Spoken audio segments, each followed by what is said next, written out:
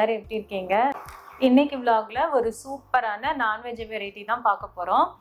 நெத்திலி மீன் குழம்பு, அப்புறம் மட்டன் கோலா உருண்டை, அப்புறம் பிரான் தொக்கு இது செய்ய போறோம். எப்படி செய்யலாம்னு பார்க்கலாம். இப்போ நெத்திலி மீன் குழம்புக்கு நான் ஒரு லெமன் சைஸ் புளியை நல்லா கரைச்சி வச்சிருக்கேன். அதில் நம்ம மிளகாத்தூள் சேர்த்துக்கலாம். நான் ஒரு 2 ஸ்பூன் மிளகாத்தூள் சேர்த்துக்கிறேன். குழம்பு மிளகாய் தூள் சேர்த்துக்கலாம்.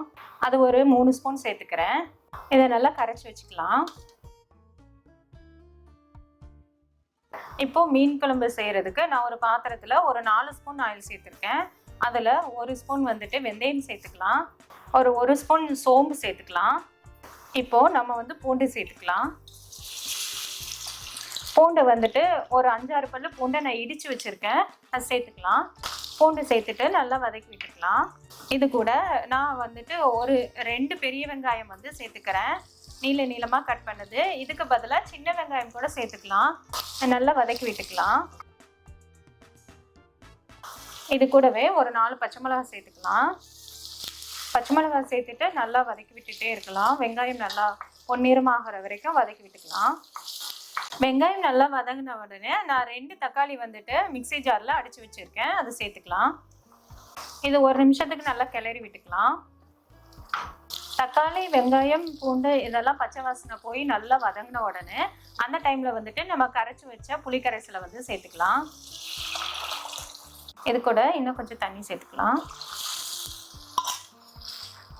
மசாலாவோட பச்சை வாசனை போகிற வரைக்கும் நம்ம நல்லா கொதிக்க விடலாம். இப்போ இது கூட கொஞ்சம் உப்பு சேர்த்துக்கிறேன்.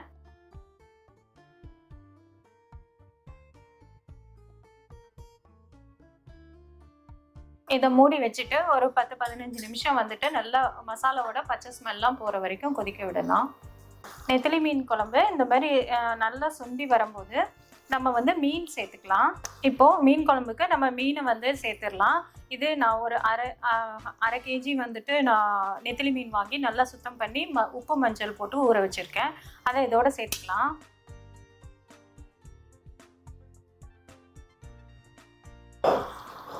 சேர்த்துட்டு இதை ஒரு 2-3 நிமிஷம் கழித்து நம்ம தேங்காய் பால் சேர்த்துக்கலாம். இப்போது மீனெல்லாம் நல்லா வெந்துருச்சு பாருங்கள். சூப்பராக வெந்துருச்சு. இப்போது இதில் நான் 1 கப்பு தேங்காய் பால் சேர்த்துக்கிறேன். இது வீட்டிலே அரைச்ச தேங்காய் பால் தான். 1 கப்பு தேங்காய் பால் சேர்த்துக்கிறேன். தேங்காய் பால் சேர்த்துட்டு இது 1 நிமிஷத்தில் நம்ம தாளிச்சிடலாம். இப்போ தாளிப்புக்கு ரெடி பண்ணிடலாம். இப்போது மீன் குழம்புக்கு தாளிக்கிறதுக்கு நான் 1 ஸ்பூன் கடுகு சேர்த்துக்கிறேன். கடுகு நல்லா பொரியும் போது ஒரு 2-3 பூண்டை நான் இடித்து சேர்த்துக்கிறேன். மீன் குழம்புக்கு தாளிக்கும் போது பூண்டு இந்த மாதிரி லாஸ்ட்டாக சேர்த்தா ரொம்ப வாசனையாக இருக்கும். இது கூட நான் ஒரு கொத்து கருவேப்பிலை சேர்த்துக்கிறேன்.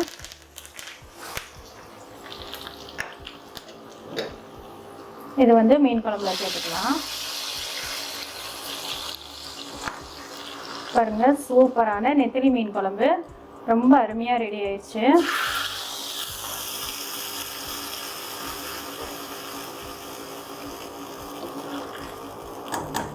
இதை நம்ம கடைசியாக கொத்தமல்லி தூவி நம்ம இறக்கி வச்சிடலாம்.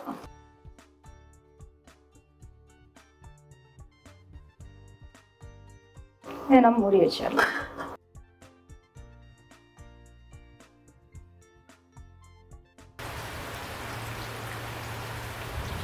இப்போது நம்ம பிரான் தொக்கு செய்ய போகிறோம்.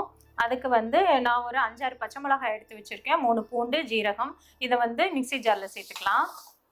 இது கூடவே நான் 4-5 காஷ்மீரி மிளகாய் எடுத்து வச்சுருக்கேன். இது கலருக்காக அது சேர்த்துக்கலாம். ஒரு 5-6 வத்தல் காரத்துக்காக சேர்த்துக்கலாம். பச்சை மிளகாய் சேர்த்துருக்கிறதுனால காரம் நான் கம்மியாகவே சேர்த்துக்கிறேன். உங்களுக்கு விருப்பத்துக்கு ஏற்ப காரம் சேர்த்துக்கோங்க. இது கூட கொத்தமல்லி இலை சேர்த்துக்கலாம். கொஞ்சம் ஒரு கை கொத்தமல்லி இலை சேர்த்துக்கிறேன். இதை நம்ம நல்லா ஃபைனாக அரைச்சிக்கணும். மசாலா இந்த மாதிரி நல்லா ஃபைனாக அரைச்சிக்கணும். இந்த மசாலா சூப்பராக இருக்கும். இந்த மெத்தடில் நீங்கள் செஞ்சு பாருங்கள். ப்ரான் தொக்கு ரொம்ப அருமையாக இருக்கும். இதை நம்ம ப்ரானோட கலந்து வைக்கலாம்.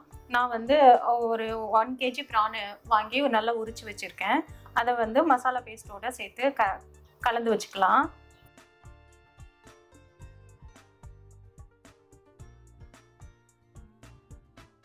இது கூட ஒரு 1/2 ஸ்பூன் மஞ்சள் தூள் சேர்த்துக்கலாம். ஒரு அரை ஸ்பூன் ஜீரகத்தூள் சேர்த்துக்கலாம். நம்ம ஏற்கனவே ஜீரகம் போட்டு அரைச்சிருக்கோம், ஆனால் இது ஃப்ளேவர் ரொம்ப நல்லாயிருக்கும் ஜீரகம் அதிகமாக போடுறதுனால. இதில் ஒரு ஸ்பூன் வந்து மல்லித்தூள் சேர்த்துக்கலாம்.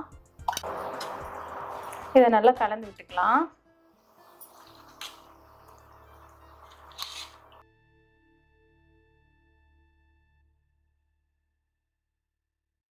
ப்ரான் மசாலா செய்கிறதுக்கு நான் ஒரு கடாயில் வந்துட்டு 4 ஸ்பூன் ஆயில் சேர்த்துருக்கேன், நல்லெண்ணெய் சேர்த்துருக்கேன். அதில் வந்து ஒரு வெங்காயம், பெரிய வெங்காயம் சேர்த்துக்கிறேன். வெங்காயம் நல்லா பொன்னிறம் ஆகிற வரைக்கும் வதக்கி விட்டுக்கலாம். வெங்காயம் நல்லா ப்ரான் மசாலாவுக்கு வெங்காயம் நல்லா வதங்கின உடனே நம்ம வந்து தக்காளி, நான் 2 தக்காளி கட் பண்ணி வச்சுருக்கேன், இதையும் சேர்த்து நல்லா வதக்கிக்கலாம். இது கூட நம்ம உப்பு சேர்த்துக்கலாம்.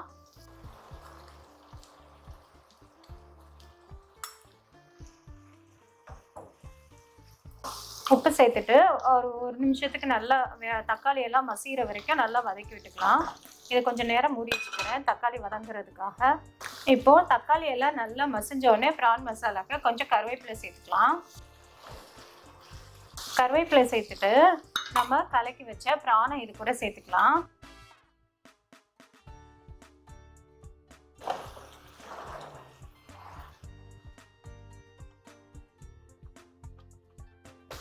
இது ஒரு நிமிஷத்துக்கு நல்லா வதக்கி விட்டுக்கலாம். இப்போது நான் ப்ரான் மசாலாவுக்கு தண்ணி சேர்த்துக்கிறேன். நான் வந்து அரைச்ச மசாலாவோட தண்ணி தான் சேர்த்துக்கிறேன். இது தேவையான அளவு சேர்த்துக்கலாம். சேர்த்துட்டு கொஞ்சம் மூடி வச்சிடலாம். இது ஒரு 10 நிமிஷம் வேகட்டும்.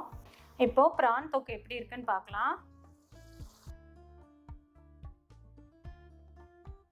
பாருங்க எவ்வளோ சூப்பராக இருக்குது ப்ரான் தொக்கு. இதை நீங்கள் வீட்டில் செஞ்சு பாருங்கள், செம்ம டேஸ்ட்டாக இருக்கும். இது வந்துட்டு இதை நீங்கள் இன்னும் நல்லா ஃப்ரை ஆகிற வரைக்கும், நல்லா வத்த விடுற வரைக்கும் கூட வச்சு எடுக்கலாம். நான் இந்த ஸ்டேஜில் எடுத்துடுறேன். பாருங்க,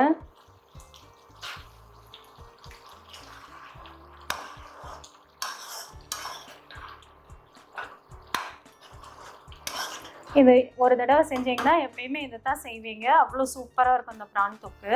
இப்போது இதில் நான் கடைசியாக கொத்தமல்லி தூவி ஸ்டவ் ஆஃப் பண்ணிக்கிறேன்.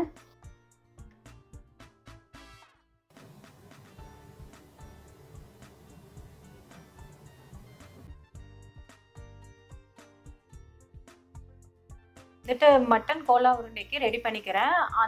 அதுக்கு நான் வந்து ஒரு 1/2 kg மட்டன் கொத்துக்கறியை வந்துட்டு எடுத்து குக்கரில் போட்டு வச்சுருக்கேன். இது கூட கொஞ்சமாக தண்ணி சேர்த்துக்கலாம். அது கூடவே கொஞ்சம் உப்பு சேர்த்துக்கலாம். உப்பு சேர்த்துட்டு நல்லா கிளறி விட்டுட்டு இன்னும் கொஞ்சம் கூட தண்ணி சேர்த்துக்கலாம். கொஞ்சமாக தான் தண்ணி சேர்த்துக்கணும், ரொம்ப ஊற்றிடக்கூடாது. இதை வந்துட்டு ஒரு 3 விசில் வர வரைக்கும் நம்ம வந்துட்டு வேக வைக்கலாம். இப்போ குக்கர் நல்லா மூடி வச்சுட்டு கொத்துக்கறியை வந்துட்டு ஒரு விசில் விடுற வரைக்கும் நம்ம வந்துட்டு வேக வைக்கலாம். இப்போது நம்ம கோலா உருண்டை செய்கிறதுக்கு நான் ஒரு 1/2 கப்பு பொட்டுக்கடலை எடுத்துக்கிறேன். இதை நல்லா பவுடர் பண்ணி எடுத்துக்கலாம். இந்த பொட்டுக்கடலை மாவை வந்துட்டு ஒரு பவுலில் வந்து நம்ம எடுத்துக்கலாம். இப்போ இந்த கோலாவுக்கு தேவையான மசாலாவை வந்து நம்ம அரைச்சிக்கலாம். அதுக்கு நான் ஒரு 10 வத்தல் எடுத்துக்கிறேன். ஒரு ஸ்பூன் சோம்பு எடுத்துக்கிறேன். ஒரு 4 கிராம்பு எடுத்துக்கிறேன். இது கூட ஒரு 3 ஸ்பூன் தேங்காய் துருவல் எடுத்துக்கிறேன். இதை நம்ம நல்லா தண்ணி ஊற்றாமல் பவுடர் பண்ணி எடுத்துக்கணும். இப்போது இந்த பொட்டுக்கடலை பவுடரோட நம்ம அரைச்சி வச்ச அந்த மசாலா பவுடரை சேர்த்துக்கலாம். தேங்காய், சோம்பு, கிராம்பு இதெல்லாம் அரைச்சோம் இல்லையா, அதை சேர்த்துக்கலாம். இதுவே ஒரு 4-5 பூண்டை வந்துட்டு நான் சின்னதாக கட் பண்ணி வச்சுருக்கேன், அதை சேர்த்துக்கலாம். அது கூட நான் ஒரு பெரிய வெங்காயம் வந்து நல்லா துருவி இந்த மாதிரி வச்சுருக்கேன், சின்னதாக வச்சுருக்கேன், அது வந்து சேர்த்துக்கலாம். இது கூடவே நான் ஒரு கொத்து கருவேப்பிலை சேர்த்துக்கிறேன். இது கூட நான் தேவையான அளவு உப்பு சேர்த்துக்கிறேன். சேர்த்துட்டு இதை நல்லா கிளறி விட்டுக்கலாம். இப்போது நம்ம வேக வச்ச கொத்துக்கறியை நான் கொஞ்சம் ஆற வச்சுருக்கேன். அதை ஒரு மிக்ஸி ஜாரில் சேர்த்துட்டு ஒரு சுற்று வரைக்கும் நம்ம விட்டுடலாம், அரைச்சிக்கலாம். இந்த கொத்துக்கறிக்கு தேவையான அளவு உப்பு சேர்த்துக்கலாம், கொஞ்சம் லைட்டாக சேர்த்துக்கலாம், ஏற்கனவே நம்ம மசாலாவில் சேர்த்துருக்கிறதுனால. இப்போது நம்ம பெசரி வச்ச அந்த மசாலா ஜாமானோட நம்ம அரைச்சி வச்ச கொத்துக்கறியை சேர்த்துக்கலாம்.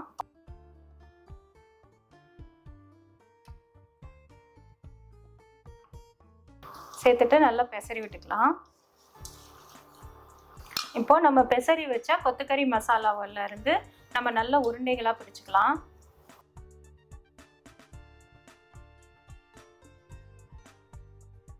இப்போ மட்டன் கோலாவெல்லாம் நம்ம செஞ்சு வச்ச கோலா வந்துட்டு நம்ம ஃப்ரை பண்ணி எடுத்துக்கலாம்.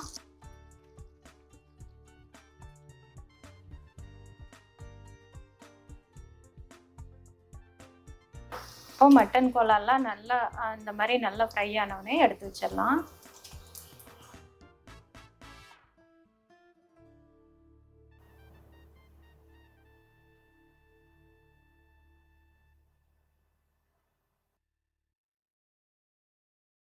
இப்போ நான் கடைசியா ரசம் செய்ய போறேன். அதுக்கு வந்து நான் புளிக்கரைசலோட தக்காளியை வந்து இந்த மாதிரி நான் பிசைஞ்சு வச்சிருக்கேன். கையால தான் பிசைஞ்சு வச்சிருக்கேன். அது கூட நான் ஒரு 4 வெள்ளைப்பூடும் வந்து 2 பச்சை மிளகாவும் தட்டி வச்சிருக்கேன், இடிச்சு வச்சிருக்கேன். அதை இது கூட சேர்த்துக்கலாம். இது கூடவே நான் வீட்லயே அரைச்ச ரசப்பொடி சேர்த்துக்கிறேன். இது மிளகு, ஜீரகம், துவரம்பருப்பு, வெந்தயம், கருவேப்பிலை போட்டு நல்லா 1 நிமிஷம் வறுத்து பொடி பண்ணது இதை நான் சேர்த்துக்கிறேன். கொஞ்சம் கொத்தமல்லி இலை சேர்த்துக்கிறேன். கூடவே கொஞ்சம் உப்பு சேர்த்துக்கிறேன். இந்த ரசம் வந்து ரொம்ப ஈஸி தான், சிம்பிளாக வச்சிடலாம். இப்போ ரச பாத்திரத்தில் 1 ஸ்பூன் ஆயில் சேர்த்துருக்கேன். அதில் கடுகுளுந்தம் பருப்பு சேர்த்துக்கிறேன். கொஞ்சம் பெருங்காயம் சேர்த்துக்கிறேன். 1 கொத்து கருவேப்பிலை சேர்த்துக்கிறேன்.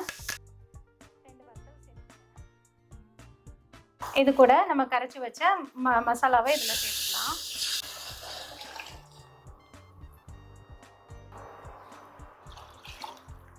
இப்போ ரசம் நல்லா நுரக்கட்டினவுடனே ஸ்டவ் ஆஃப் பண்ணிக்கலாம். இந்த மாதிரி ரசம் நல்லா நுரக்கட்டி வந்தவுடனே நம்ம ஸ்டவ் ஆஃப் பண்ணிக்கலாம். ரசத்தை ஒரு 5 நிமிஷம் கழித்து மூடி வச்சிடலாம். இன்னைக்கு இந்த சூப்பரான லஞ்ச் மெனு ரெடி ஆயிடுச்சு. நெத்திலி மீன் குழம்பு.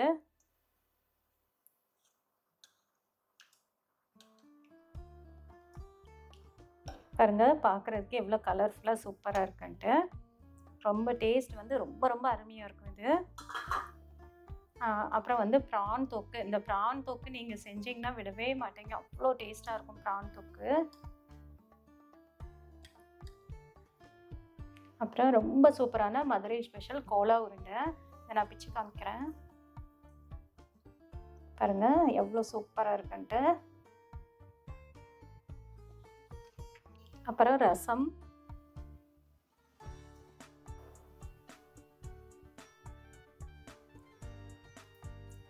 அப்புறம் முட்டை. இந்த ரெசிபியெல்லாம் நீங்கள் வீட்டில் கண்டிப்பாக ட்ரை பண்ணி பார்த்துட்டு ஃபீட்பேக் சொல்லுங்கள். இந்த சேனல் உங்களுக்கு பிடிச்சிருந்தால் லைக் பண்ணுங்கள், ஷேர் பண்ணுங்கள், சப்ஸ்கிரைப் பண்ணுங்கள். அப்படியே பெல் ஐக்கானையும் ப்ரெஸ் பண்ணுங்கள். தேங்க்யூ.